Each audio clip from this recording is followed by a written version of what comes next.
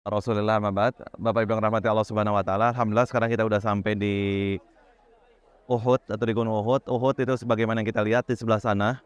Jadi Uhudnya gunungnya panjang ya. Jadi dari ujung sana terus sampai ujung sana itu masih Gunung Uhud.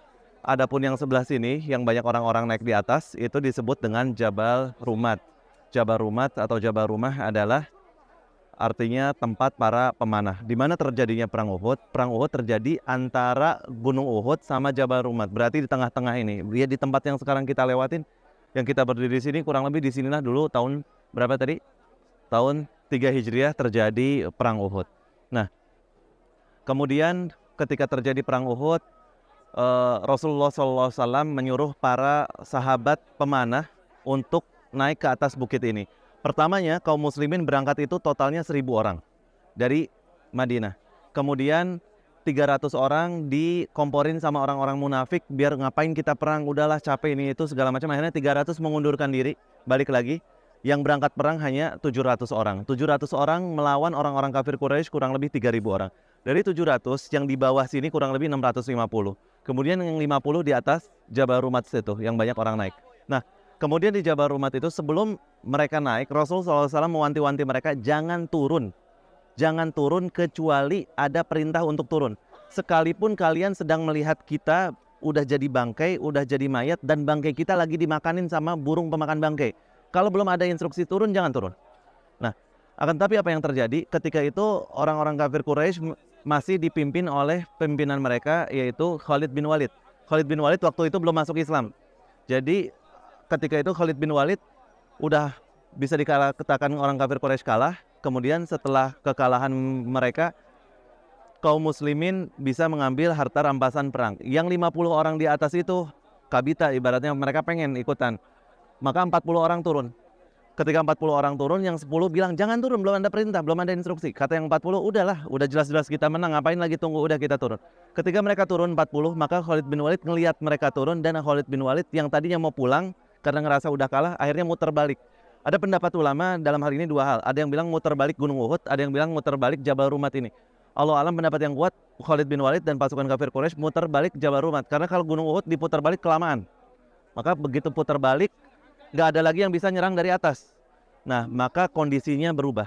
Akan tapi secara adab, kita nggak boleh bilang kaum muslimin kalah dalam perang Uhud. Ini keliru. Banyak orang bilang kaum muslimin kalah dalam perang Uhud. Ini sangat keliru.